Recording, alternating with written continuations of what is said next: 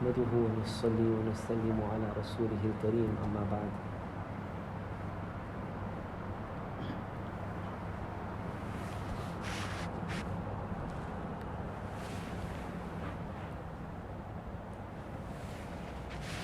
This period of time in the year, the end of the year, is a time when there is a lot of festivities and a lot of celebrations, especially by the non-Muslims. And many a times Muslims also get caught up in the hype which is all around. The non-Muslims are celebrating, so sometimes a Muslim also starts to celebrate. And he doesn't even think, what am I celebrating? So a few days ago I came across one very amazing quotation. Abdullah ibn Amr ibn al-As radiyallahu anhuma was a very great Sahabi. He was that Sahabi actually. Abu Hurairah radiyallahu anhu said, no Sahabi knows more ahadith than me except Abdullah bin Amr bin As. He knew even more ahadith than Abu Hurairah. And the reason was he used to write ahadith. And Abu Hurairah would only memorize. So the first book in hadith ever written in this ummah was written by Abdullah ibn Amr ibn al-As. And he referred to this kitab as As-Sahifatu As-Sadiqah, the true book. Whatever is written there is 100% true. He heard it with his own ears from Rasulullah sallallahu alayhi wa sallam. Anyway, Abdullah ibn Amr ibn al-As radiyallahu anhuma said, whoever lives in the lands of the kuffar and he celebrates their new year with them. So this New Year's has been a thing from the very beginning. And the Sahaba radiyallahu anhum were people who were discouraging Muslims from celebrating the New Year. The only difference maybe was in the time period. In that time they used to celebrate New Year's, what they would call Nairuz, on the 1st of April, the beginning of spring. Now in the northern hemisphere, the countries in the front, on the top of the world, in those countries, spring starts in April. Here, autumn starts in April. There, spring starts in April. So that was their New Year's, and there would be a very big celebration. Today, in today's era, we refer to that period as the time of Easter, because the non-Muslims had to bring in some kind of festival at that time also. But they, in that part of the world in the past, New Year's would be on the 1st of April, and everyone would celebrate. So Abdullah ibn Amr ibn al-As is speaking about this New Year's concept. Because Islam has given us our own years, and we have our own months, and we have our own calendar, and we don't need the non-Muslims, and we only have 2 celebrations every year. لِكُلِّ قَوْمٍ عِيدٌ وَهَذَا عِيدُنَا. Every nation have their Eid. Our Eid is Eid al-Fitr, Eid al-Adha. Only 2 Eids. Rasulullah sallallahu alaihi wasallam said to the Sahaba, when he saw the kuffar engaging in play and amusement on certain days, so Nabi sallallahu alayhi wasallam said, Allah has given us 2 days which are better in replacement of these days. Eid al-Fitr and Eid al-Adha, these are our 2 days of Eid celebration. Anyway, so the day New Year's has nothing to do with Islam. No relationship whatsoever.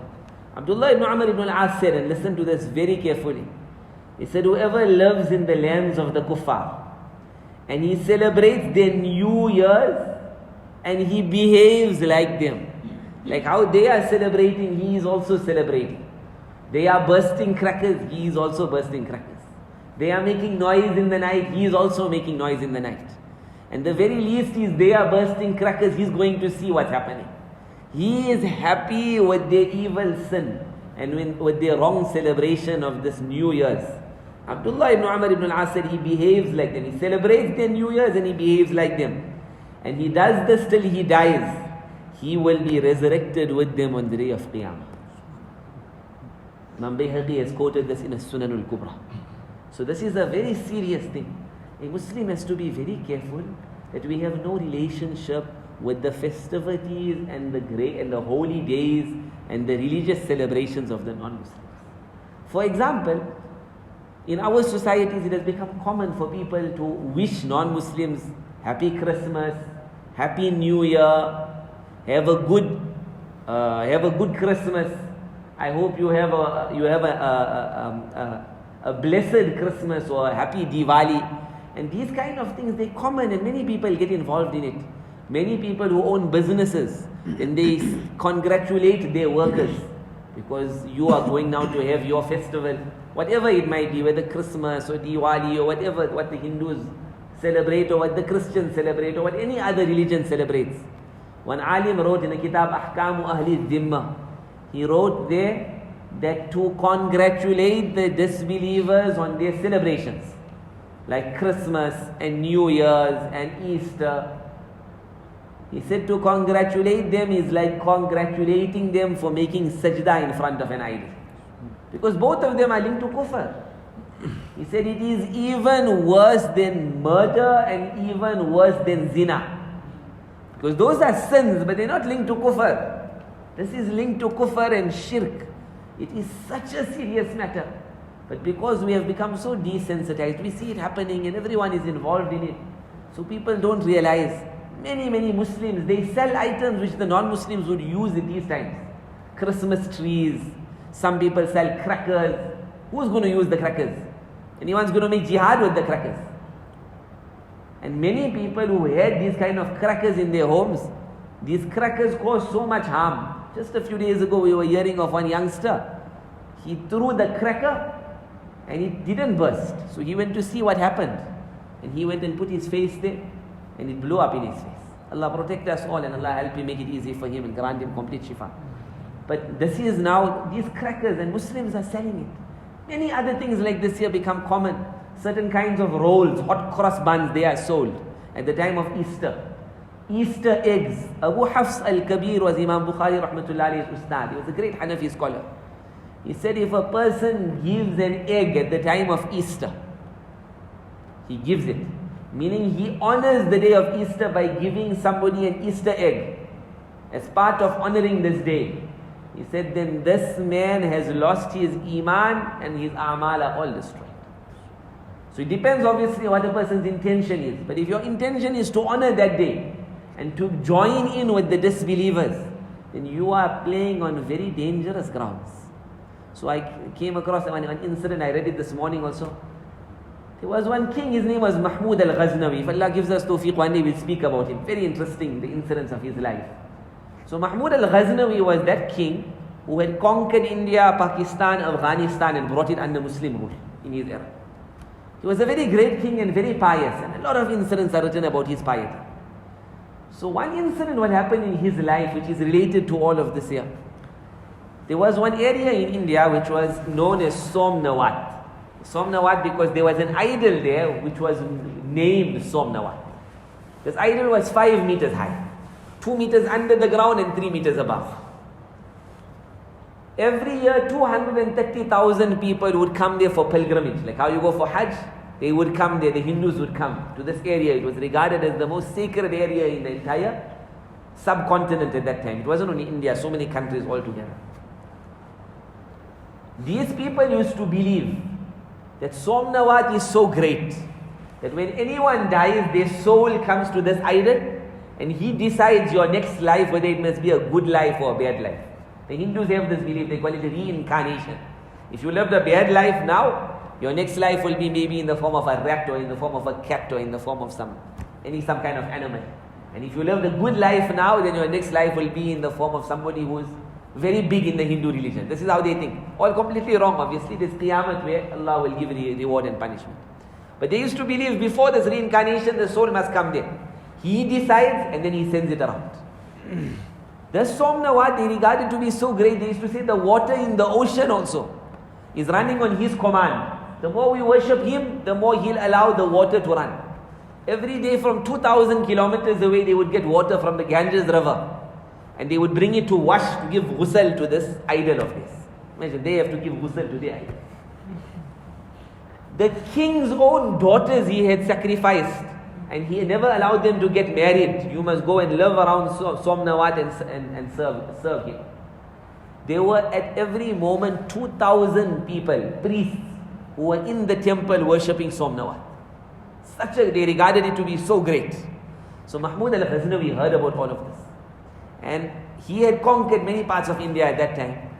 So the Hindus used to say that the reason he is conquering those parts of India and destroying the idols wherever he goes is because Somnawat is angry with those idols.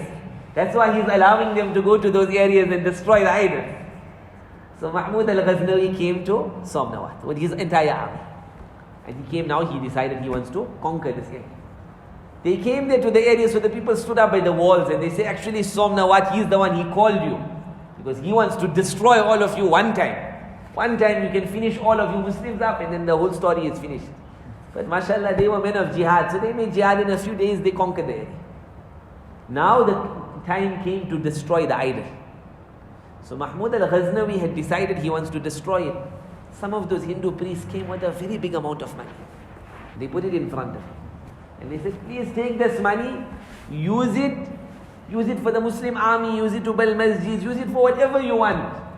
But don't destroy our idol. So some Muslim people who are around, they said, you know what, it's true what these people are saying, rather take the money. Because if you break Somnawat, they'll go make another idol and start worshipping it. These are Hindus, they worship idols, so they will worship something or the other.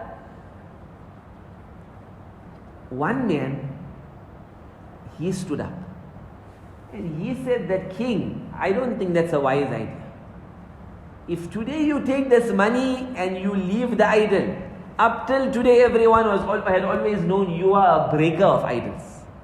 Now you will become a seller of idols. You took money and you left the idol. So on this day I remember there are many people. I went to Aqsa, and as you walk down through the streets around Al-Masjid Al-Aqsa, Muslim businessmen, they are there selling their items. Many of them are selling crosses. Many of them are selling pictures of Jesus Christ on the cross, crucified. Many of them are selling pictures of Mary, and they whatever false pictures what they have, and all their false ideas and their wrong beliefs. But what happens when a Muslim interacts too much with non-Muslims? Then that feeling of Iman goes out of the heart. He doesn't realize how serious it is. He's a Muslim man. You walk past him, he'll make salam to you, but he's selling shirk in his shop, and he doesn't even realize it. Right outside the masjid, just walk out of the masjid and you see these people. Allah guide them all and Allah give them tawfiq. Anyway, so Mahmud al-Ghaznawi wasn't sure. He went to sleep that afternoon, and in his dream he sees one angel coming to him, and the angel is an angel of punishment, and he's dragging him to Jahannam, and he's saying, I'm taking the seller of idols to Jahannam. And another angel came and said, hey, leave him, he is supposed to go to Jannah, he's a breaker and destroyer of idols. And he woke up and he realized this is a sign from Allah. He called his people, he said, Allah gave me a sign to show me I mustn't sell idols, I must break it. So the point I want to make is here, but anyway, I'll just end the incident. He went and he broke the idol. The idol was hollow. On the inside of the idol they found gold, silver, jewels, pearls, different things which had been embedded inside the idol. When it was broken, he found so much wealth which was many more times compared to what they were ready to give him. All of this was inside the idol. Whoever gives up anything for Allah, Allah always gives you better.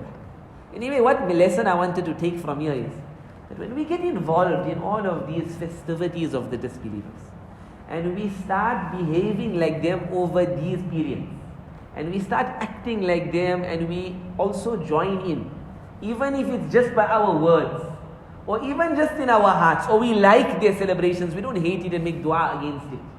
For example, we'll see now there'll be fireworks. So a Muslim is a person who will be sad about it.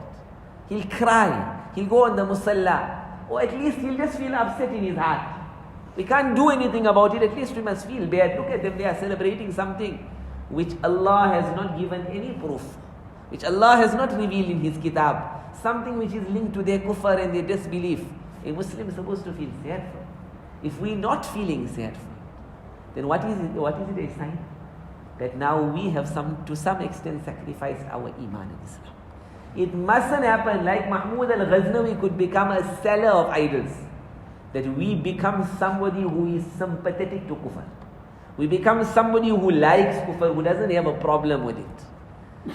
Instead of being those people who destroy and make an effort to remove kufr, what happens is we start making an effort to support kufr.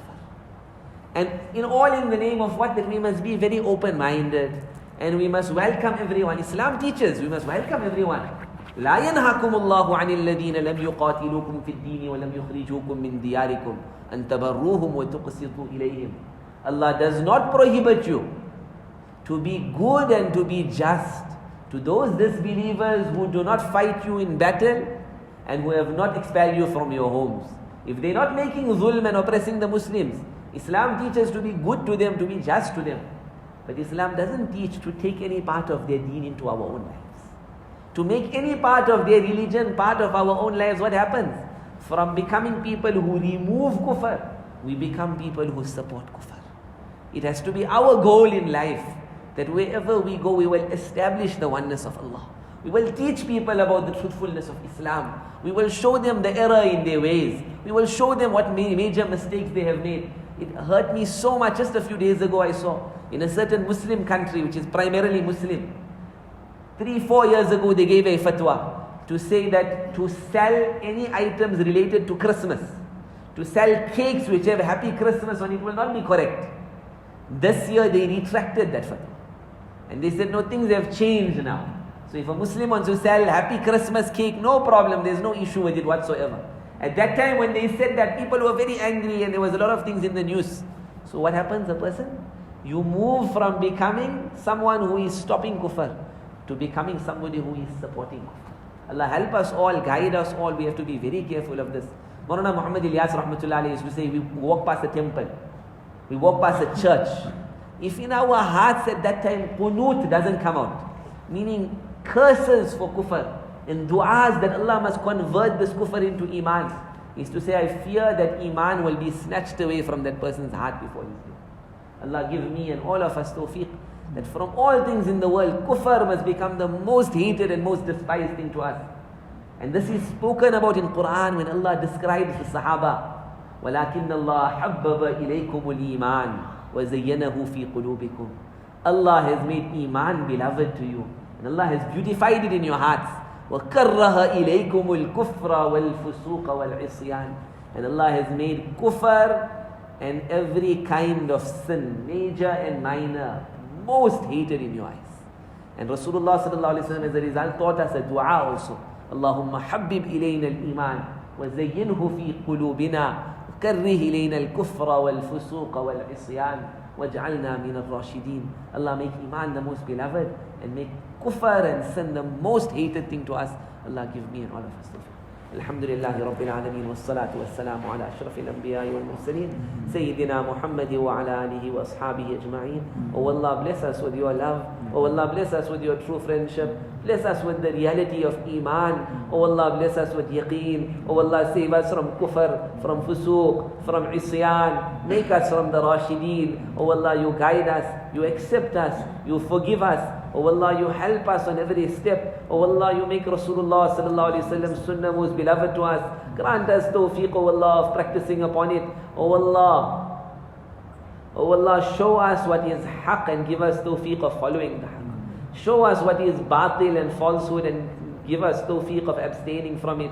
Oh Allah, you grant us most pure lives. Grant us the best of deaths. Oh Allah, on the day of Qiyamah, save us from disgrace. Oh Allah, enter us into Jannatul Firdaus without reckoning. Make our life in Qabr easy. Oh Allah, life in the Akhirah easy. Oh Allah, make every stage in this life easy. Grant us afiyah in deen, dunya and Akhirah. Protect us from every kind of sin and every kind of attack of shaitan and our nafs, oh Allah. Everything which takes us away from you. Allahumma salli ala Muhammad wa ala ali Muhammad. كما صليت على إبراهيم وعلى آل إبراهيم في العالمين إنك حميد مجيد. جزا الله عنا محمدا صلى الله عليه وسلم ما هو أهله. ربنا آتنا في الدنيا حسنة وفي الآخرة حسنة وقنا عذاب النار. Oh Allah, wherever the Muslims are suffering throughout the world, help them, oh Allah, assist them, oh Allah, grant them victory, oh Allah, help the mujahideen, help those who are making an effort for the sake of your deen. Oh Allah, make Islam come alive in the world. Spread hidayat in the four corners of the world. Oh Allah, make us hudatam muhtadeen. Guide us and make us guides for others, oh Allah. Establish Islam in the world. Oh Allah, eradicate kufr in the world, oh Allah. Oh Allah, remove all of this falsehood, oh Allah. Guide everyone to the truthfulness of Islam. Jazallahu anna Muhammadan sallallahu alayhi wa sallam ma huwa ahlu. Subhana rabbika rabbil izzati amma yasifun. Wa salamun ala al-mursaleen. Walhamdulillahi rabbil alamin.